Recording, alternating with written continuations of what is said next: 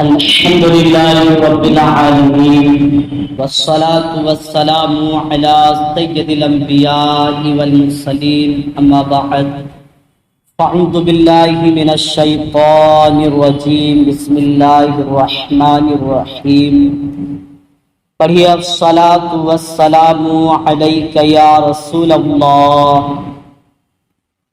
وعلى آلك وأصحابك يا حبيب الله الصلاة والسلام عليك يا نبي الله وعلى آلك وأصحابك يا نور الله نويت سنة الاعتكاف فرمان مصطفیٰ صلی اللہ تعالی علیہ وسلم ہے انما الاعمال بالنیات، یعنی اعمال کا دار و مدار اس کی نیت پر ہے۔ اس لیے آئیے بیان سننے سے پہلے اچھی نیت کر لیتے ہیں کہ اللہ اور اس کے رسول صلی اللہ تعالی علیہ وسلم کو راضی کرنے اور ثواب کمانے کے لیے آپ اسلامی بھائی بیان سنیں گے۔ جو آپ سنیں گے اس پر یاد بھی رکھیں گے، اس پر عمل بھی کریں گے۔ مزید اور جتنی اچھی نیت ہو سکے فرما لیجئے۔ میں اپنے لیے نیت کر لیتا ہوں کہ اللہ اور اس کے رسول کو راضی کرنے اور ثواب کمانے کے لیے بیان کروں گا، نیکی کی دعوت دوں گا، برائی سے منع کروں گا انشاءاللہ عز و جل۔ میرے پیارے اسلامی بھائی، اللہ پاک کے پیارے نبی صلی اللہ تعالی علیہ وسلم کا فرمان عبرت نشان ہے، لوگوں میں سے اس دن یعنی قیامت کے دن سب سے زیادہ حسرت کرنے والا، ندامت کرنے والا انسان وہ ہوگا جس کو دنیا میں مجھ پر درود پاک پڑھنے کا موقع ملا مگر اس نے نہیں پڑھا۔ صلو علی الحبیب صلی اللہ تعالی علیہ وسلم۔ پیارے اسلامی بھائی، الحمدللہ عز و جل، آج کا جو دن تھا یہ بہت ہی بابرکت دن تھا۔ آج ہی کی تاریخ یعنی 12 ربیع النور شریف کو میرے اور آپ کے بلکہ کائنات کے نبی رحمت للعالمین شفیع المذنبین صلی اللہ تعالی علیہ وسلم اس دنیا کے اندر تشریف لائے۔ میرے پیارے اسلامی بھائیوں، اللہ تبارک و تعالی تو یوں نبی کو جب کائنات نہیں بنی تھی تبھی نبی بنا چکا تھا۔ اللہ نے اپنے نور سے میرے اور آپ کے نبی صلی اللہ تعالی علیہ وسلم کو وجود بخش دیا تھا، لیکن ظاہری حالت میں سب سے آخری نبی بنا کر دنیا کے اندر مبعوث فرمایا۔ میرے پیارے اسلامی بھائیوں، یوں تو دنیا میں کم و بیش 1,24,000 انبیاء کرام علیہم السلام آئے۔ ہر ایک کا مرتبہ، ہر ایک کی فضیلت، ہر ایک کی وحدانیت اپنی جگہ ہے، مگر کل اولیاء، کل انبیاء جتنے تشریف لائے سبوں کے دلوں کا دھڑکن یعنی رحمت للعالمین کو اللہ نے جو مقام عطا فرمایا وہ کائنات میں کسی کو عطا نہیں کیا گیا۔ نبی پاک کا دنیا میں تشریف لانا یہ بھی ہمارے لیے رحمت ہے، نبی پاک کا دنیا سے تشریف لے جانا یہ بھی ہمارے لیے سعادت کی بات ہے۔ پیارے اسلامی بھائیوں، آج کے دن دنیا بھر میں عاشقان رسول میلاد مصطفیٰ منا رہے ہوں گے، اور نہ جانے کتنے گھروں میں آج نبی کی محبت میں چراغے جلائے گئے ہوں گے، نظر و نیاز فاتحہ خوانی کا انتظام کیا گیا ہوگا، محافلیں منعقد ہو رہی ہوگی۔ میرے پیارے اسلامی بھائیوں، آج ہم عاشقان رسول بھی انہی میں حصہ لینے کے لیے یہاں بیٹھے ہیں۔ یقیناً کامیابی اس میں نہیں ہے کہ لاکھوں ہزاروں کی تعداد میں مجمع جمع ہو جائے، بلکہ کامیابی اس بات میں ہے کہ نبی پاک کی محبت میں جو حاضر ہو، نبی پاک کی محبت میں جو اپنا وقت گزارے، وہ اس کا وقت قبول کر لیا جائے اور اس کو نجات کا ذریعہ بنا دیا جائے۔ ایک بات عرض کرنے کے بعد سیرت مصطفیٰ میں سے وہ معجزہ عرض کرنے کی کوشش کروں گا تاکہ جس سے ہمیں اپنے عقائد کے اندر مضبوطی کے ساتھ عشق مصطفیٰ دلوں میں ابھارنے کا جذبہ بھی مل جائے۔ میرے پیارے اسلامی بھائیوں، حضرت سیدنا ابو ہریرہ رضی اللہ تعالیٰ عنہ فرماتے ہیں، اللہ کے نبی نے فرمایا، جہاں پر بھی اللہ کے کچھ بندے جمع ہو کر اللہ کا نام لیتے ہیں تو وہاں اللہ کے رحمت کے فرشتے جمع ہو جاتے ہیں۔ جو کچھ بیان کیا جاتا ہے فرشتے بھی سنتے ہیں، اور جب دعا کی جاتی ہے تو فرشتے دعا بھی مانگتے ہیں اور دعا پر آمین بھی کہتے ہیں۔ آمین کا مطلب ہوتا ہے ایسا ہی ہو۔ آمین کا ترجمہ یہ ہے ایسا ہی ہو، یعنی کہ میں دعا کر رہا ہوں، یہ کہہ رہا ہوں یا اللہ میری مغفرت فرما، تو فرشتے کہیں گے یا اللہ ایسا ہی ہو، اس کی مغفرت ہو جائے۔ تو میرے پیارے اسلامی بھائیو، قربان جائیے کہ جہاں مجمع مسلمان جمع ہو کر اللہ کا ذکر کرتے ہیں وہاں فرشتے آمین کہتے ہیں۔ ہم ٹھہرے گناہ گار، سیاہ کار، خطا کار، دنیا دار لوگ، تو ہو سکتا ہے ہماری زبانیں گندی ہو، اللہ ہماری بگڑیاں نہ بنائے، اللہ ہماری دعاؤں کو قبول نہ کرے، لیکن جہاں فرشتے کی آمین شامل ہو جائے تو پھر تو بات پکی ہو جاتی ہے کہ وہ دعا قبول ہو گئی ہے۔ اللہ کے نبی مزید فرماتے ہیں کہ فرشتے جمع ہوتے ہیں، درود پڑھتے ہیں، حتیٰ کہ سلام بھی پڑھتے ہیں، اور جب لوگ ایک دوسرے سے ملنے کے بعد جدا ہوتے ہیں، اپنے اپنے گھروں اپنے اپنے راستے جاتے ہیں، تو فرشتے ایک دوسرے سے گلے ملتے ہیں، ایک فرشتہ دوسرے فرشتے سے گلے ملتے ہیں اور کہتے ہیں کہ دیکھو خوش نصیبوں کا کہ مغفرت یافتہ جا رہے ہیں۔ سبحان اللہ۔ تو میرے پیارے اسلامی بھائیوں، ہمیں ذہن بنانا چاہیے۔ بہت جگہ پر ایسا ہوتا ہے، شیطان ورگلاتا ہے، یار یہ کوئی سننے والا نہیں ہے، میں کیوں ٹائم اپنا گزاروں، اس سے اچھا نہ ہو کہ گھر میں بیٹھ جاؤں، میں اللہ کا نام لے لوں، وہ بھی تو ایک عبادت ہے۔ یقیناً عبادت ہے، مگر اللہ کے رسول فرماتے جو مجمع مسلمان میں جمع ہو، اللہ کے فرشتے اس کا نام لکھتے ہیں، اور جب محفل ختم ہوتی ہے تو یہ اللہ کی بارگاہ میں جاتے ہیں تو اللہ پوچھتا ہے۔ دیکھیں یہ بھی عقیدے کی بات، اللہ سب کچھ جانتا ہے لیکن پھر بھی اللہ فرشتوں سے پوچھتا ہے کہ اے فرشتے بتاؤ روئے زمین پر تم نے کیا دیکھا؟ تو فرشتے رجسٹر پیش کرتے ہیں اور کہتے ہیں یا رب کریم، یہ بندے ہیں تیرے جو زمین کے اس حصے پر بیٹھ کر تیرا نام لے رہے تھے۔ اللہ کہتا ہے کہ فرشتوں گواہ ہو جاؤ، میں سب کو معاف کر دیا۔ فرشتے کہتے ہیں یا اللہ اس میں گناہگار بھی ہے، بدکار بھی ہے، بہت بگڑے لوگ بھی ہیں، ہاں یہ اللہ کے لیے تیرے لیے بیٹھ گئے ہیں، کچھ وقت عبادت میں گزار لیے ہیں، مگر ہے بہت گناہگار لوگ۔ اللہ کہتا ہے فرشتوں تو گناہگار دیکھ رہا ہے، میں تو یہ دیکھ رہا ہوں کہ یہ بیٹھے کس کی محبت میں۔ بہرحال میرے پیارے اسلامی بھائیوں، میرے نبی پاک 12 ربیع النور شریف صبح صادق کے وقت پیر شریف کے دن عرب کے مشہور شہر مکہ معظمہ میں تشریف لائے۔ آپ کے والدہ کا نام حضرت آمنہ رضی اللہ تعالی عنہ ہے، والد کا نام حضرت عبداللہ رضی اللہ تعالی عنہ، دادا کا نام عبد المطلب، اور بہت سارے چاچا ہیں۔ میرے پیارے اسلامی بھائی، نبی پاک دنیا میں تشریف لائے، اس وقت کا جو ماحول تھا گناہ بھرا ماحول تھا۔ آقا علیہ السلام سے پہلے جو نبی آئے تھے وہ عیسیٰ علیہ السلام تھے۔ عیسیٰ علیہ السلام کو دنیا میں نبی بن کر تشریف لائے ہوئے کئی 100 سال گزر چکے تھے. نبی کو دنیا سے گئے ہوئے کئی 100 سال گزر گئے تو نہ جانے کتنی نسلیں پھر چلی.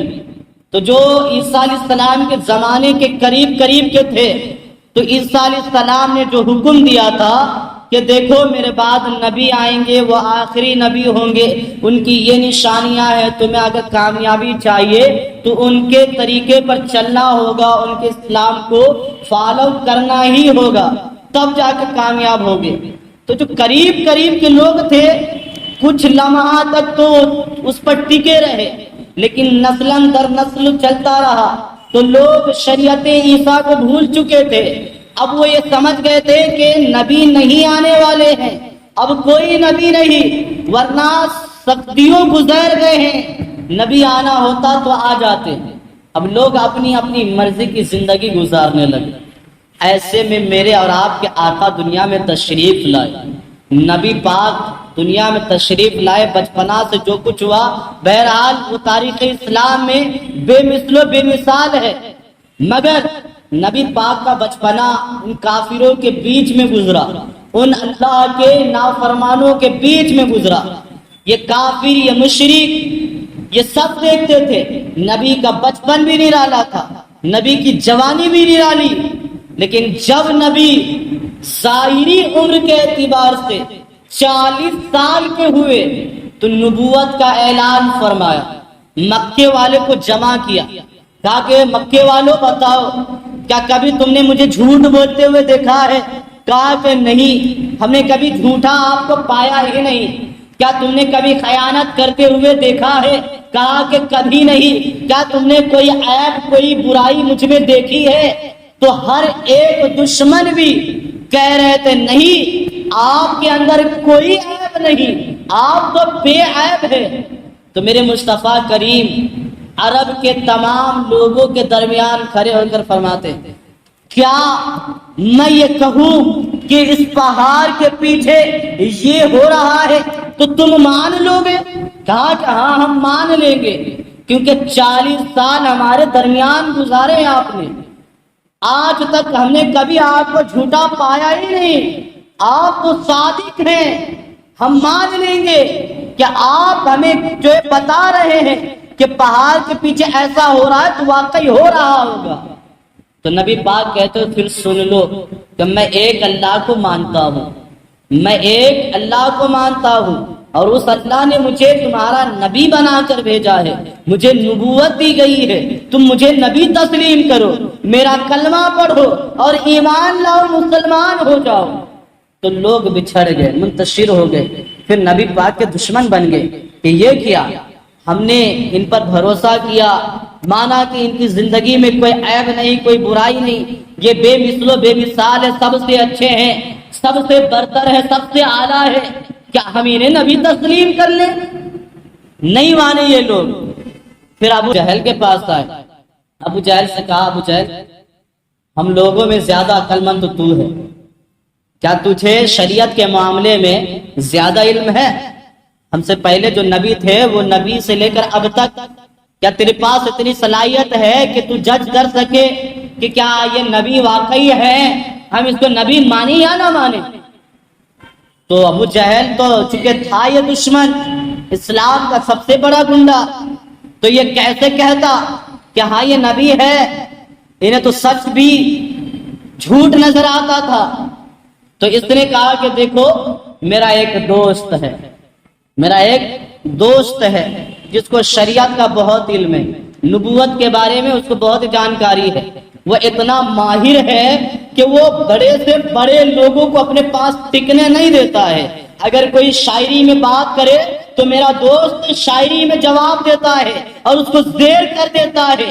اگر کوئی لفظوں میں بات کرے تو لفظوں میں ہرا دیتا ہے. کوئی سیاست کی بات کرے تو بھی وہ دب جاتا ہے، کوئی ریاست کی بات کرے تو بھی دب جاتا ہے. الغرض کسی بھی ٹاپک پر وہ بات کرے تو میرے دوست کے سامنے وہ ٹک نہیں سکتا، ہار ماننا پڑے گا. میرا دوست ایسا ماہر ہے، ہر چیز کا اس کو فن ہے، مگر وہ یہاں نہیں رہتا ہے. سارے لوگوں نے کہا پھر اے ابو جہل اس کو بلایا جائے۔ کہا کہ ہاں میرا دوست یمن میں رہتا ہے، اس کا نام حبیب ہے، حبیب یمنی کو میں ایک خط لکھوں گا، فاسٹ بہت تیز رفتار میں خبر دینے والے کو بھیجوں گا، وہ بہت جلد جائے گا اور حبیب یمنی کو بلا کر لائے گا۔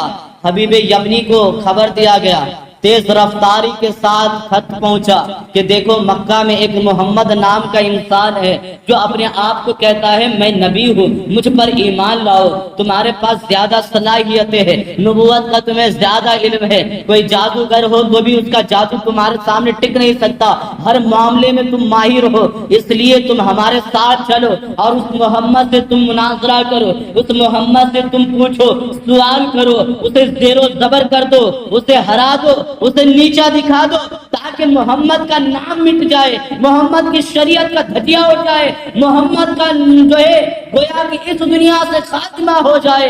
اے حبیب یمنی ہمارے ساتھ چلو۔ کہا ہاں ہاں ساتھ چلوں گا، ضرور چلوں گا، رک جا۔ اس نے پھر دل میں دو نیتیں کی، دو پلاننگ کی اور بہت تیز رفتاری کے ساتھ وہ مکہ پہنچا۔ جب مکہ پہنچا تو مکے کے اندر، مکے کے ہر گلیوں میں خوشیوں کا ماحول تھا کہ سب سے زیادہ عقل مند، سب سے زیادہ ہنر والا، سب سے زیادہ صلاحیت رکھنے والا حبیب یمنی آ چکا ہے۔ اب محمد کی کیا مجال کہ وہ اب نبی کا دعویٰ کر سکے۔ ہاں ہاں حبیب یمنی کی آمد ہو چکی ہے۔ ہر طرف شور تھا، ہر طرف چرچے ہو رہے تھے، خوشیوں کا ماحول تھا۔ میرے پیارے اسلامی بھائیوں، حبیب یمنی ابو جہل کے پاس آیا۔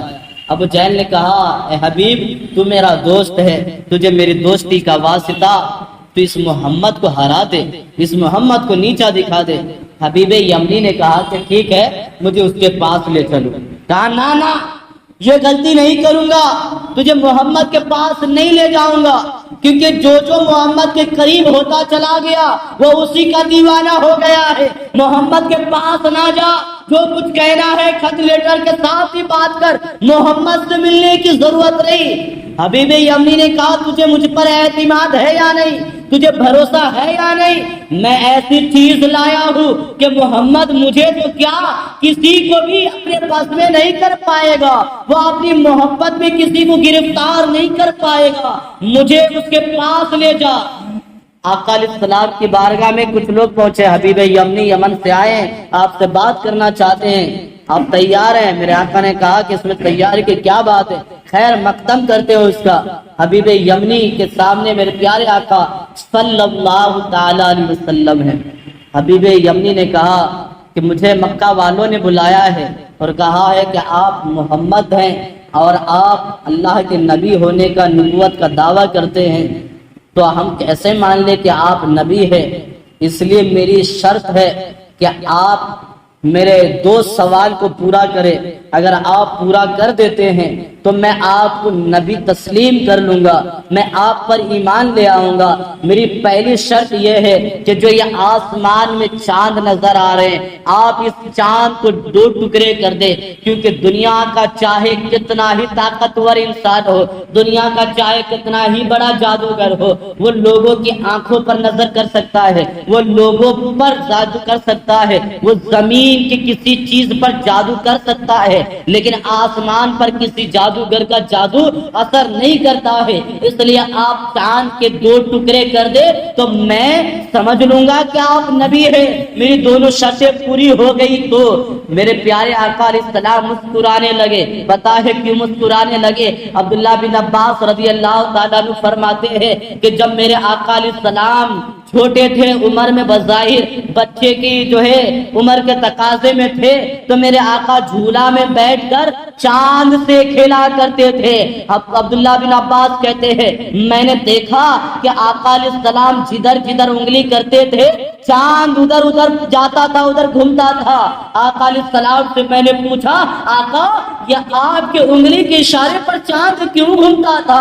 میرے نبی نے فرمایا ہے اب عباس تجھے پتا ہے یہ چاند مجھے لوریاں دے دے کر کھلایا کرتے تھے، میں ان چاند سے کھیلتا تھا، یہ میرا کھلونا ہے۔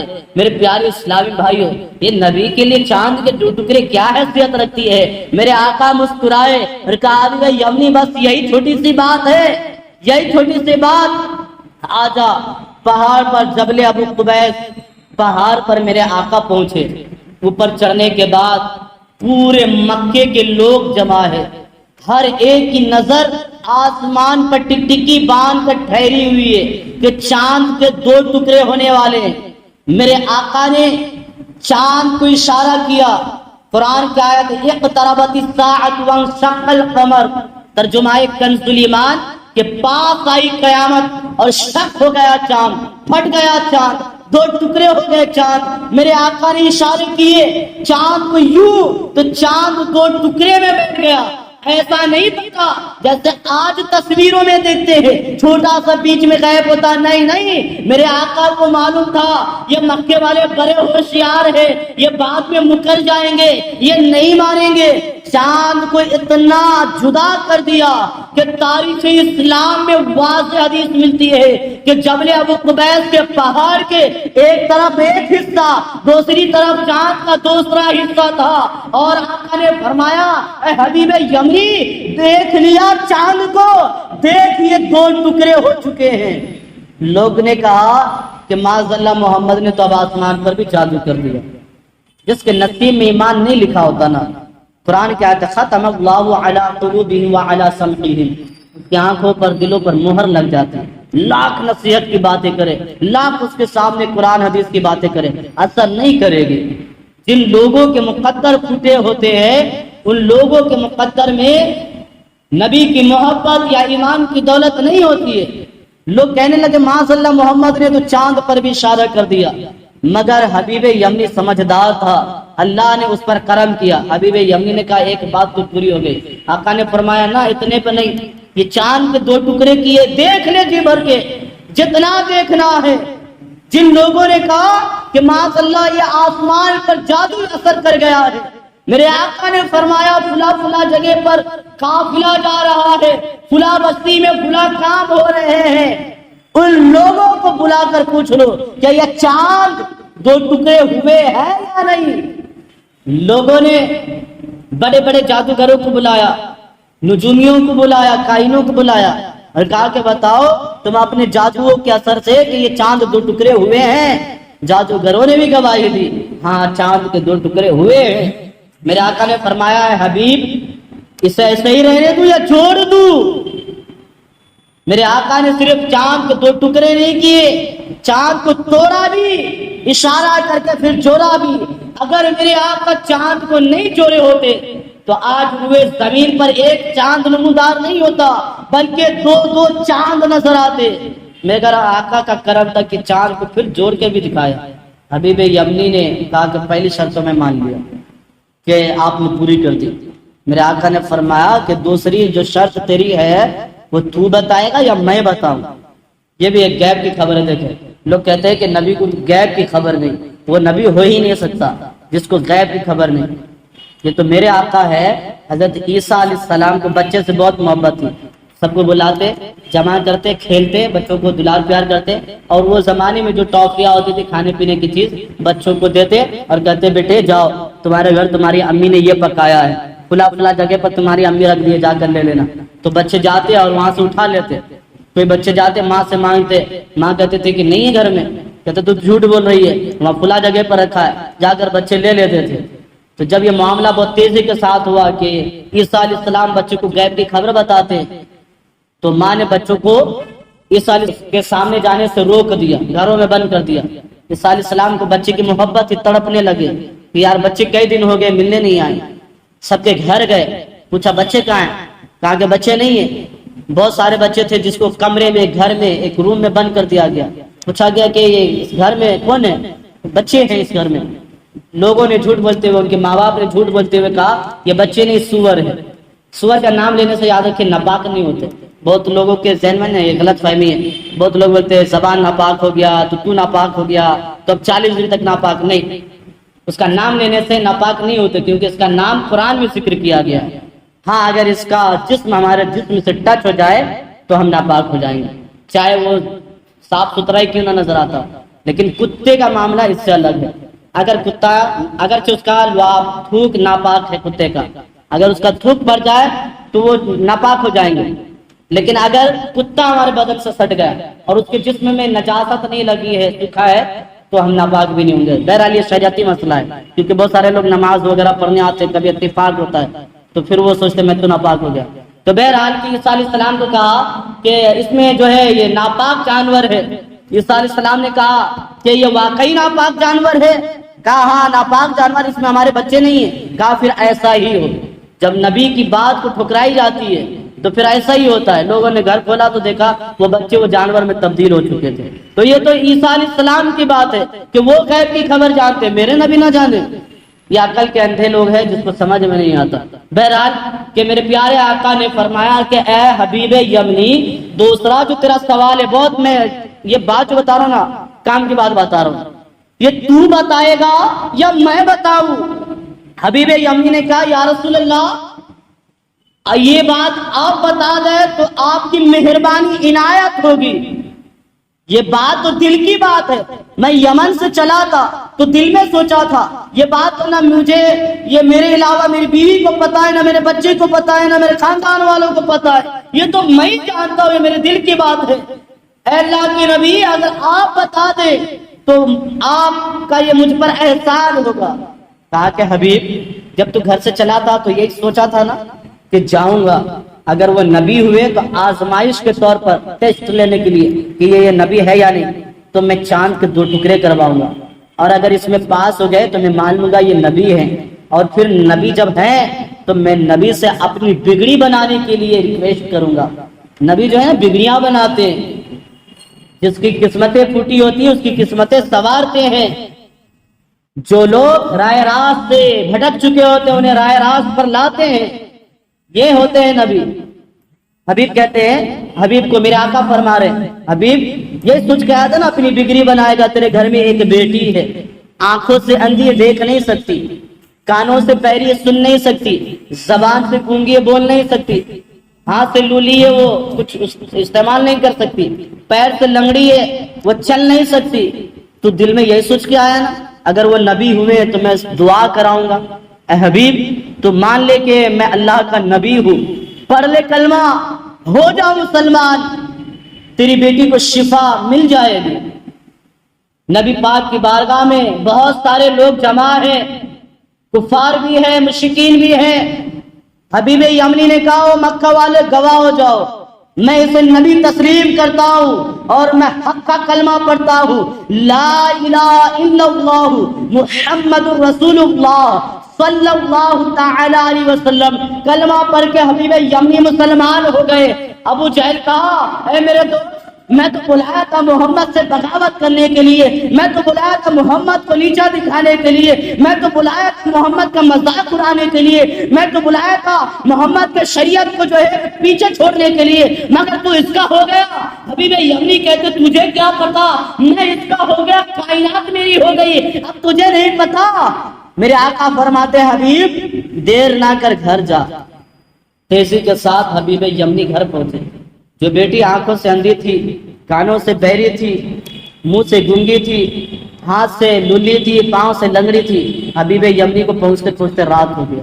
دروازے پر دستک دی، وہی بیٹی دروازہ کھول کے باپ کا خیر مقدم کرتی ہے، ویلکم کرتی ہے۔ حبیب یمنی نے کہا بیٹی یہ سب کیسے ہوا؟ کہا بابا پتا ہے آج ایک نور والا آیا تھا، آج ایک نور والا آیا تھا، وہ کرم کر گیا۔ میں حجرے میں گھر میں سو رہی تھی، وہ نور والا آیا اور مجھے بیدار کیا، میرے جسم پر ہاتھ پھیرا اور کہا مکے میں میں نے تیرے باپ کو کلمہ پڑھا کر مسلمان کر لیا ہے، تو بھی میرا کلمہ پڑھ مسلمان ہو جا۔ میں نے کلمہ پڑھا، وہ نور والا مجھ پر ہاتھ رکھا، مجھے شفا مل گئی، وہ پھر نور والا مجھ سے رخصت ہو گیا۔ میرے پیارے اسلامی بھائیوں یہ ہے میرے آقا کی حقیقت، یہ ہے میرے آقا کا معجزہ۔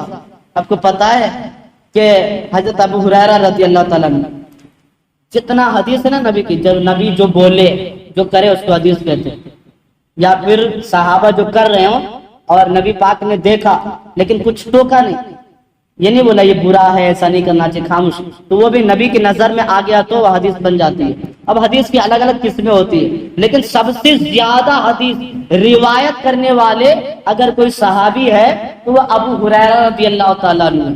ابو ہریرہ رضی اللہ تعالیٰ عنہ کا نام ابو ہریرہ نہیں ہے، آج عرض نہیں کروں گا، کبھی موقع ملا تو بولوں گا، یہ بھی ایک راز کی بات ہے، کسی وجہ سے نبی نے آپ کو یہ لقب دیا ابو ہریرہ۔ تو سب سے زیادہ نبی کی حدیث کو روایت کرنے والے ابو ہریرہ رضی اللہ تعالیٰ عنہ ہے۔ آقا علیہ السلام کے پاس تشریف لائے اور رونے لگے۔ آقا نے فرمایا او ابو ہریرہ کیوں رو رہے ہو؟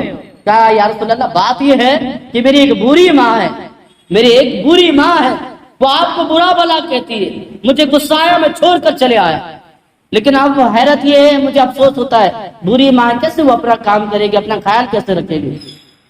میرے آقا فرماتے ابو ہریرہ چھوڑ کر بھی آ گیا اور افسوس بھی کر رہا ہے، کیا چاہتا ہے؟ آقا دعا نہیں کر دیتے میری ماں کے لیے، آپ ہاتھ نہیں اٹھا دیتے تاکہ دعا چاہتا ہے۔ میرے آقا نے یہاں ہاتھ اٹھایا، نبی سے پوچھا نہیں یا رسول اللہ آپ دعا کے لیے ہاتھ اٹھائیے یہ فلاں دعا کرے، یہاں نبی پاک نے یوں ہاتھ اٹھایا اور وہاں ابو ہریرہ دوڑنے لگے، لوگوں نے دیکھا روکا، کہا او ابو ہریرہ وہ دھیمی چال چلنے والے آہستہ آہستہ چلنے والے آج کیوں تیز جا رہا ہے، کیوں بھاگ رہا ہے، کیوں دوڑ رہا ہے؟ ابو ہریرہ کہتے لوگوں نہ روکو، آج دیکھنا چاہتا ہوں کہ پہلے محمد کی دعا میرے گھر پہنچتی ہے یا ابو ہریرہ پہنچتا ہے۔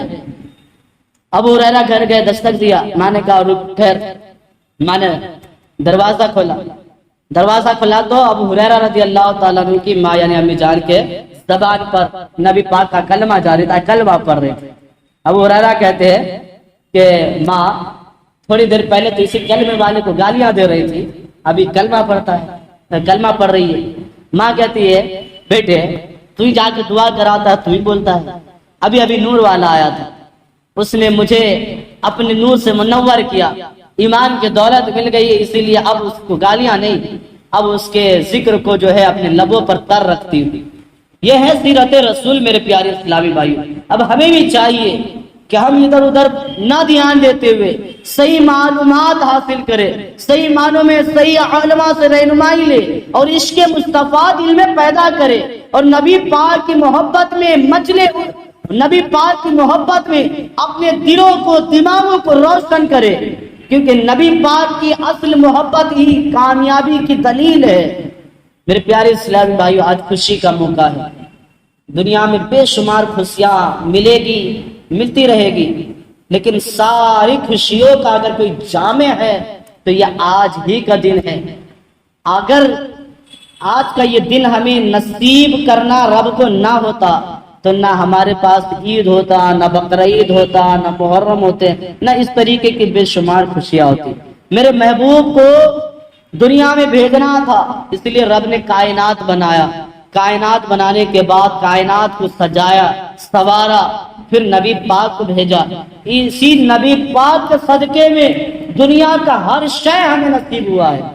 تو اس لیے ہمیں چاہیے کہ آنکھ بند کر کے نبی پاک کی محبت کو تسلیم کرے اور نبی پاک کے محبت میں جتنا ہو سکے صدقہ خیرات کرے، گھروں میں فاتحہ خوانی کرے، اس طریقے سے درود و پاک کو اپنے لبوں پر رکھے کہ درود پاک کی بھی بے شمار فضیلتیں ہیں۔ اللہ تبارک و تعالیٰ کی بارگاہ میں دعا ہے اللہ تعالیٰ حقیقی محبت ہمیں اپنا اور اپنے نبیوں کا، اپنے ولیوں کا، اپنے نیک بندوں کا عطا فرمائے اور اللہ تعالیٰ ان کے صدقے ہماری بگڑیوں کو بنائے۔ مختصر دعا کے لیے ہاتھ اٹھا لیجیے۔